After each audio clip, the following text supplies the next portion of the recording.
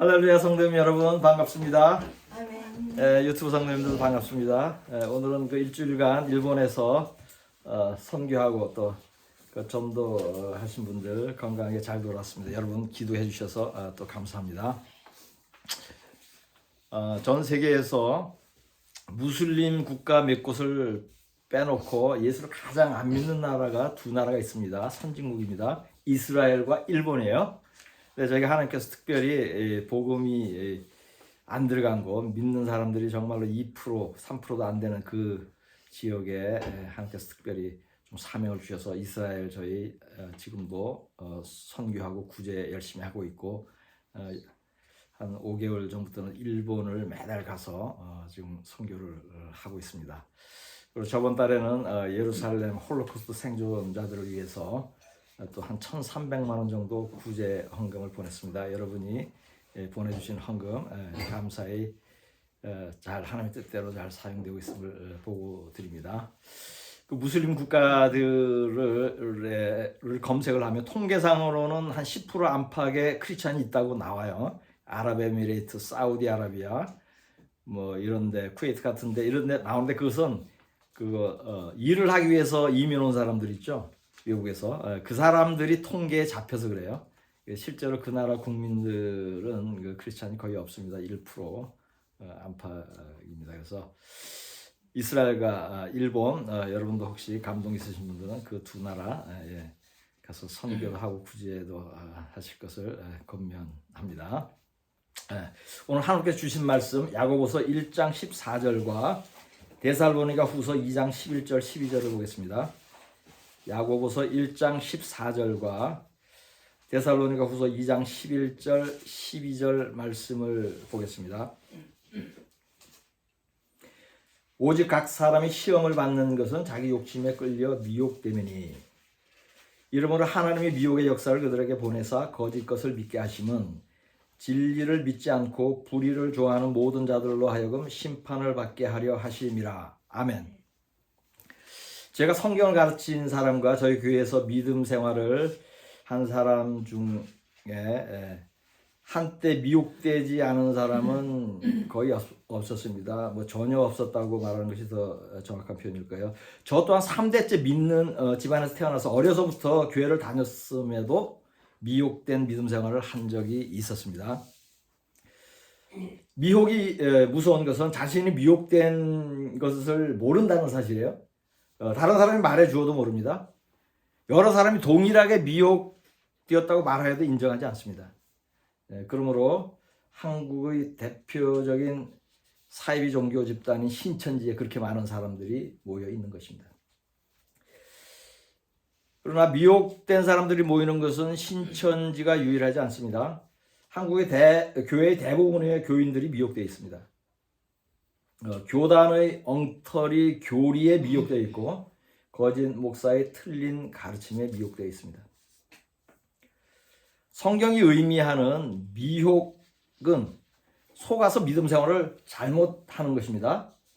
구원받지 못하는 믿음 생활을 하면서 구원받은 믿음 생활인 줄로 여기는 것이 미혹입니다.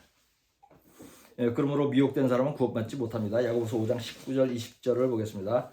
내 형제들아 너희 중에 미혹되어 진리를 떠난 자를 누가 돌아서게 하면 너희가 알 것은 죄인을 미혹된 길에서 돌아서게 하는 자가 그의 영혼을 사망에서 구원할 것이며 허다한 죄를 덮을 것임이라. 아멘.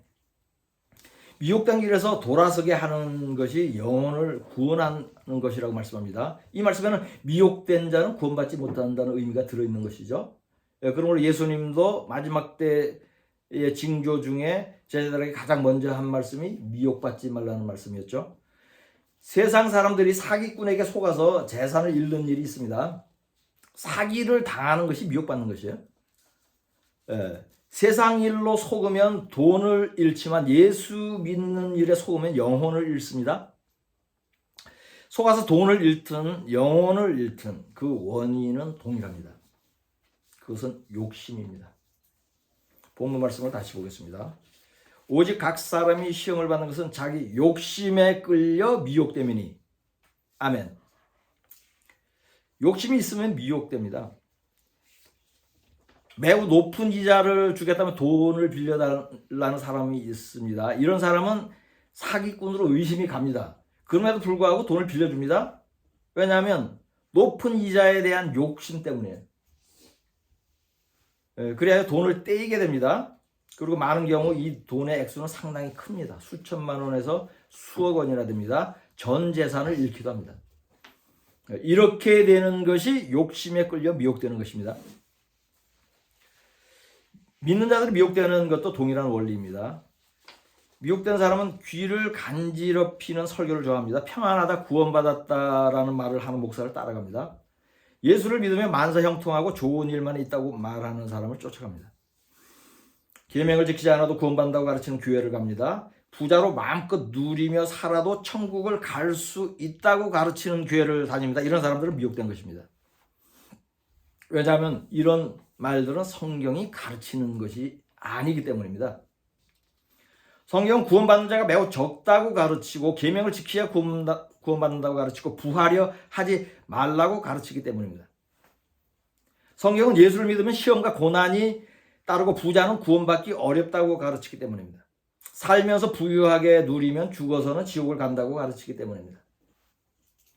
그럼에도 불구하고 많은 믿는 자들이 천국 가는 것이 쉽고 구원받는 사람이 많다고 가르치는 목사를 따라갑니다. 돈을 사랑하고 부자가 되라는 설교를 좋아합니다. 그러한 말이 귀에 솔깃합니다. 이렇게 미혹되어 결국에는 지옥을 갑니다. 이처럼 거짓 목사에게 속아 영혼을 잃는 것과 사기꾼의 속아 재산을 잃는 원리가 동일합니다. 그것은 귀에 달콤한 말과 탐심을 부추기는 말에 속기 때문입니다. 욕심으로 미혹되는 것입니다. 돈과 재물에 대한 성경의 중요한 가르침 하나를 살펴보겠습니다. 누가복음 16장 19절에서 25절까지를 보겠습니다. 한 부자가 있어 자색 옷과 고운 베옷을 입고 날마다 호화롭게 즐기더라. 그런데 나사로라 이름하는 한 거지가 헌대투성이로 그의 대문 앞에 버려진 채 그 부자의 상에서 떨어지는 것으로 배불리려 하며 심지어 개들이 와서 그 헌대를 핥더라. 이에 그 거지가 죽어 천사들에게 받들려 아브라함의 품에 들어가고 부자도 죽어 장사되매 그가 음부에서 고통 중에 눈을 들어 아브라함과 그의 품에 있는 나사로를 보고 불러 이르되 아버지 아브라함이여 나를 긍휼히 여기사 나사로를 보내어 그 손가락 끝에 물을 찍어 내 혀를 서늘하게 하소서. 내가 이 불꽃 가운데서 괴로워하나이다. 아브라함이 이르되 예 너는 살았을 때에 좋은 것을 받았고 나사로는 고난을 받았으니 이것을 기억하라. 이제 그는 여기서 위로를 받고 너는 괴로움을 받느니라. 아멘. 호화롭게 살았던 부자는 죽은 후 지옥을 갔고 불쌍하게 살았던 거지는 죽은 후에 천국을 갔습니다. 이들이 지옥과 천국을 간 이유가 놀랍습니다. 마지막 구절을 다시 보겠습니다. 아브라함이 이르되 예 너는 살았을 때 좋은 것을 받았고 나사로는 고난을 받았으니 이것을 기억하라. 이제 그는 여기서 위로를 받고 너는 괴로움을 받느니라. 아멘. 부자가 지옥으로 떨어진 이유는 살았을 때에 좋은 것을 받았기 때문입니다. 거지 나사로가 천국에 들어간 이유는 살았을 때에 고난을 받았기 때문입니다. 그 외에 다른 이유가 없습니다. 부자는 악하였다든가 믿음이 없었다는 설명이 없습니다. 살았을 때 좋은 것을 받은 것이 지옥을 간 이유입니다. 부자가 지옥을 가는 이유는 부자로 사는 자체가 죄이기 때문입니다. 재산이 많은 사람은 기본적으로 두 가지 죄를 짓고 있는 것입니다. 하나는 가난한 자를 힘써 돕지 않은 죄입니다. 다른 하나는 하나님과 재물을 함께 섬긴 죄입니다.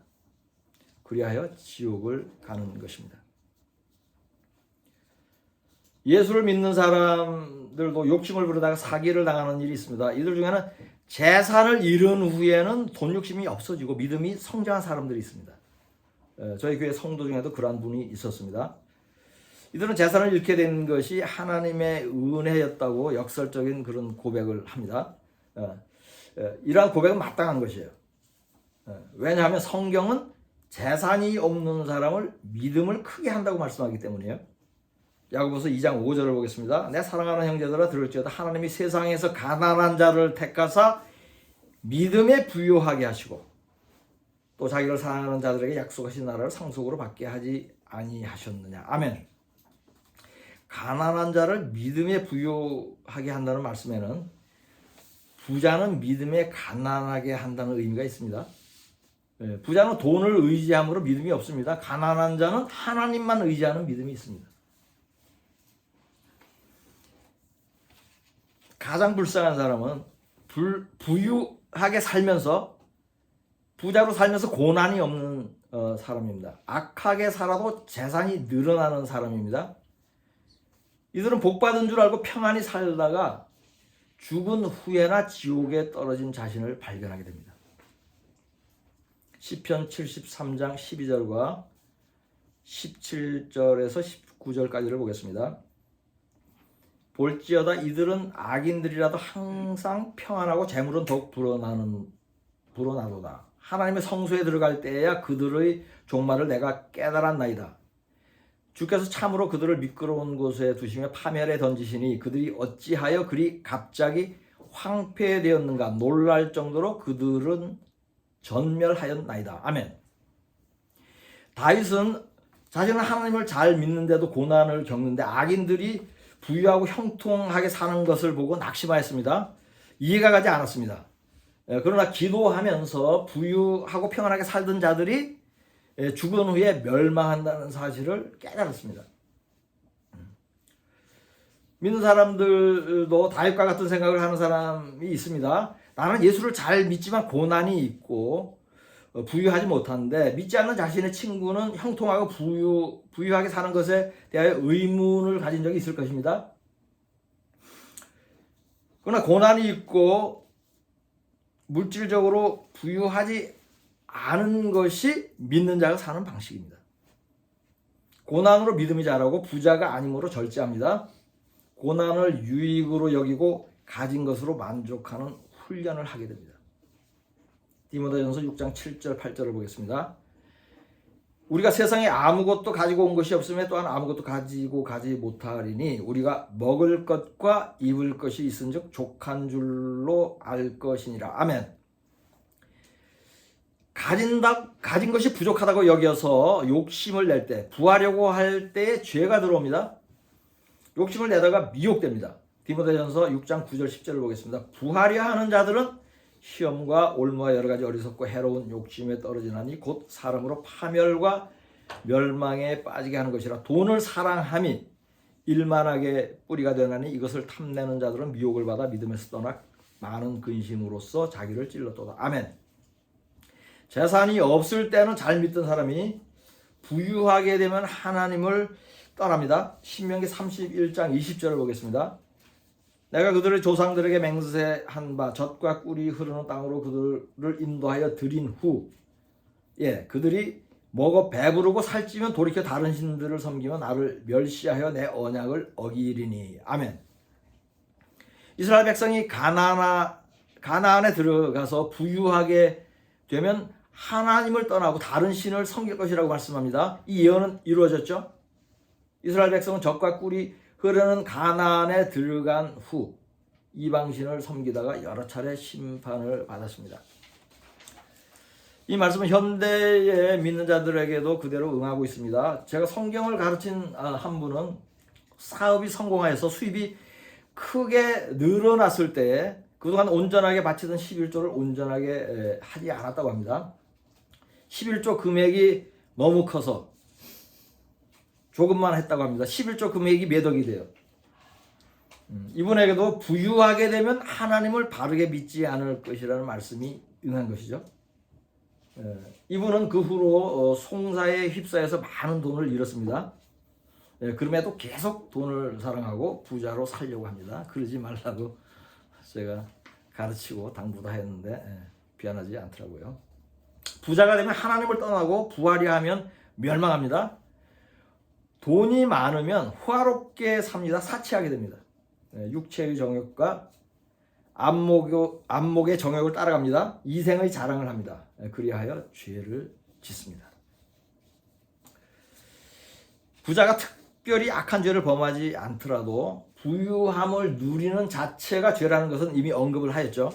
믿는 자들이 이러한 죄를 피하기 위하여 명심해야 하는 말씀이 욕심을 버리라는 것입니다. 죄는 욕심에서 시작됩니다. 하나님이 재물을 많이 주시더라도 모두 선한 일에 사용하고 저축하지 않아야 합니다. 소박하고 검소하게 살면서 가난한 자를 구제하고 하나님께 헌금하면 됩니다. 수입이 많은 것이 죄가 아니에요. 부자가 되려는 욕심과 재물을 쌓아놓는 것이 죄입니다.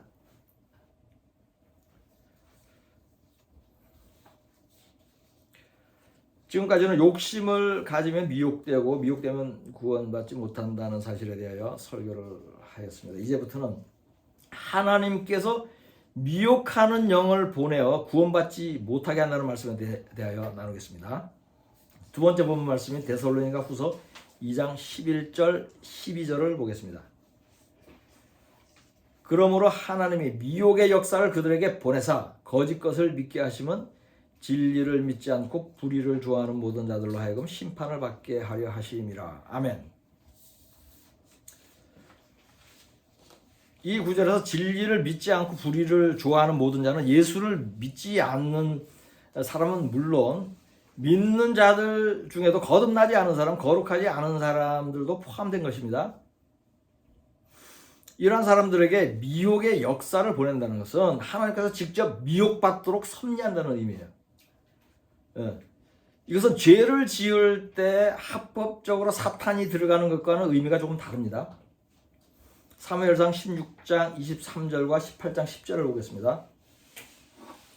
하나님께서 부리시는 악령이 사울에게 이를 때에 다윗이 수금을 들고 와서 손으로 탄즉 사울이 상쾌하여 낫고 악령이 그에게서 떠나더라. 아멘. 그 이튿날 하나님께서 부리시는 악령이 사울에게 힘있게 내리매 그가 집안에서 정신없이 떠들어대므로 다윗이 평일과 같이 손으로 수금을 타는데 그때 사울의 손에 창이 있는지라. 아멘. 사울이 교만하고 불순종함으로 하나님이 직접 악령을 사울에게 보냈습니다. 여기서 하나님께서 부리시는 악령이라는 표현에 주목할 필요가 있습니다. 이것은 하나님께서 악한 영을 직접 보냈다는 의미입니다. 사람이 죄를 지을 때에 악한 영이 합법적인 근거를 가지고 스스로 역사하는 것과 하나님이 직접 악한 영을 보내는 것은 차이가 있습니다. 이 사울에게 악한 영이 역사할 때에 하나님께서 부리시는 악령이라는 표현이 성경에 4번이나 나와요. 계속해서 하나님이 부리신다는 표현이 나와요. 다른 데는 그런 표현이 거의 안 나오죠. 사울처럼 오랫동안 죄 중에 있는 자와 본문 말씀에 언급된 자들처럼 오랫동안 진리를 믿지 않고 불의를 좋아하는 자들에게는 하나님이 직접 악한 영을 보냅니다. 하나님이 이렇게 하는 이유는 심판하기로 작정하였기 때문입니다. 이들은 이미 회개할 기회와 시간이 충분히 주어졌던 자들입니다. 하나님은 다윗을 통해 사울을 죽일 수 있었지만 여러 차례 살려주었습니다. 또 왕의 자리도 40년 동안이나 허락하였어요. 그럼에도 계속 불순종하고 악한 짓을 함으로 하나님이 악령을 보내는 것입니다.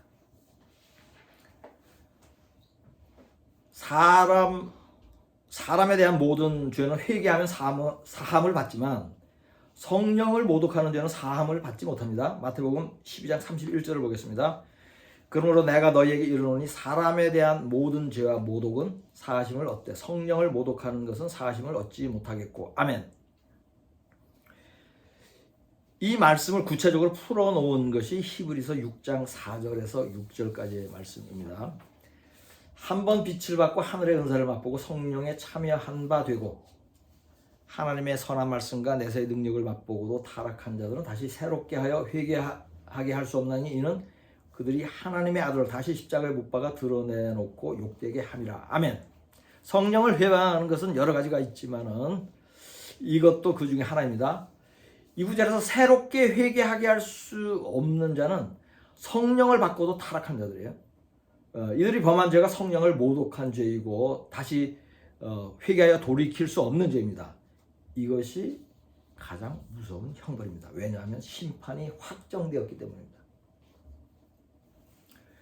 그런데 마지막 때에 많은 사람이 이러한 벌을 받게 됩니다. 오래 참고 기다리신 하나님이 더 이상 회개할 수 없게 하는 징벌을 내리십니다. 심판하기로 확정을 한 사람들에게 미혹의 영을 보내는 것입니다. 본문 말씀을 다시 보겠습니다. 이러므로 하나님이 미혹의 역사를 그들에게 보내사 거짓 것을 믿게 하시면 진리를 믿지 않고 불의를 좋아하는 모든 자들로 하여금 심판을 받게 하려 하심이라. 아멘. 매우 두려운 말씀입니다. 그런데 저는 이러한 사람들을 많이 보고 있습니다. 진리를 가르쳐도 듣지 않습니다. 믿지 않습니다. 불의한 것을 좋아합니다. 예수를 믿는 사람들, 교회를 다니는 사람들이 그렇다는 것입니다. 저희 교회를 떠난 사람들 중에도 이런 분들이 있었습니다. 이들은 모두 오랫동안 미혹된 사람들이었어요. 그러나 하나님의 은혜를 입어서 저희 빌라델피아 교회로 인도되었지만 예수를 떠나고 바울을 떠난 사람들처럼 다시 떠났습니다. 이처럼 진리를 가르쳐도 듣지 않고 미혹받아 떠난다면 거짓을 가르치는 수많은 교회의 교인들은 말할 것도 없는 것입니다. 지금 한국 교회가 총체적으로 거짓을 믿고 있는 것으로 보건대 하나님이 미혹의 역사를 그들에게 보낸 것이 분명해 보입니다. 최근 몇 개월 사이에 저희 교회에 성도 몇 분이 오셨습니다. 이분들은 믿은 지 오래되지 않았지만 믿음이 자라는 것이 거의 폭발적입니다. 오래 믿음 생활을 한 분들에게 도전이 되고 있습니다. 나중된 자가 먼저 된다는 성경 말씀이 이분들에게 응하고 있습니다. 마태복음 19장 29절 30절을 보겠습니다. 또 내 이름을 위하여 집이나 형제나 자매나 부모나 자식이나 전토를 벌인 자마다 여러 배를 받고 또 영생을 상속하리라. 그러나 먼저 된 자로서 나중되고 나중된 자로서 먼저 될 자가 많으니라. 아멘. 이 구절은 영생을 받는 자에 대해 말씀합니다. 예수님을 위하여 형제와 부모와 재산까지 버린 사람이 영생을 얻는다고 말씀합니다. 이어서 먼저 된 자가 나중되고 나중된 자가 먼저 될 자가 많을 것이라고 말씀합니다. 이 말씀은 늦게 믿는 자들 중에 주님을 위해 형제, 부모와 재산까지 포기할 정도로 믿음이 좋아서 영생하는 사람이 많을 것이고 오래 믿은 사람 중에는 그 반대로 되는 사람이 많을 것이라는 의미예요. 저는 이러한 두 부류의 사람들을 저희 교회에서 계속 보고 있습니다. 저희 목회 경험도 이것을 증명합니다. 믿음 생활을 오래 한 사람일수록 더 많이 미혹되어 있고 초신자일수록 미혹에 오염되어 있지 않습니다. 믿은 지 오래될수록 더 많이 미혹되는 이유는 간단하고 분명합니다. 그것은 거짓 교회에서 거짓 목사의 거짓 설교를 오랫동안 들어왔기 때문입니다. 며칠 전에는 일본에 사시는 제일교포 성도 두 분이 저희 교회의 성도가 되었습니다. 진리에 목말라서 한동안 방황을 하다가 작년 10월부터 제 유튜브 설교를 듣기 시작하면서 진리를 깨닫기 시작했다고 합니다. 이 두 분은 예수를 믿은 지 3, 4년 정도예요. 이번 주에 일본 선교를 간 저희 교회 성도 두 분과 만나서 믿음의 교제를 하였습니다. 매우 신실하고 진실되고 겸손한 분들이고 교제하는 중에 서로 간의 은혜가 너무 커서 시간이 가는 줄을 몰랐다고 합니다. 나중된 자로서 먼저 된 자의 좋은 예가 되는 분들입니다. 설교를 보고 계실 텐데 할렐루야 축복합니다. 최근 들어 먼저 된 자들은 저희 교회를 떠나고 나중된 자들은 저희 교회를 찾아오는 경향이 뚜렷하게 보입니다. 저는 이러한 현상을 때가 가깝다는 징조로 깨닫게 됩니다. 미혹받는 사람들은 욕심이 있는 사람들입니다. 진리를 알지 못하는 사람들입니다. 생각이 간사합니다. 교만하고 불순종하는 사람들입니다. 믿음이 미지근한 사람들입니다. 주를 위해 부모와 형제와 재물을 포기하지 못하는 사람들입니다. 이런 사람들은 미혹된 것인데 스스로 깨닫지 못합니다. 그러니 회개하지 않습니다. 회개할 기회를 놓쳤을지도 모릅니다. 심판을 받게 하려고 하나님의 미혹의 영을 넣어버린 사람들이 아닐까 안타깝습니다. 이 설교 말씀에 비추어서 미혹된 사람의 특징이 있다고 스스로 판단하는 분은 회개하고 돌이키시기 바랍니다. 스스로 죄 있다고 여기는 사람은 겸손한 것이에요. 겸손하면 은혜를 입을 수 있습니다. 주께서 죄를 사해 주시고 미혹에서 돌이켜 주실 것입니다. 아마도 지금이 마지막 기회가 될지 모릅니다. 왜냐하면 주님의 재림이 매우 가깝기 때문입니다. 여러분 모두 스스로 미혹받지 않을 뿐더러 미혹된 사람도 바른 길로 인도하셔서 함께 구원받으시기를 우리 주 예수 그리스도의 이름으로 축복합니다. 본문 말씀으로 설교를 마치겠습니다. 오직 각 사람이 시험을 받는 것은 자기 욕심에 끌려 미혹됨이니 이러므로 하나님이 미혹의 역사를 그들에게 보내사 거짓 것을 믿게 하심은 진리를 믿지 않고 불의를 좋아하는 모든 자들로 하여금 심판을 받게 하려 하심이라. 아멘.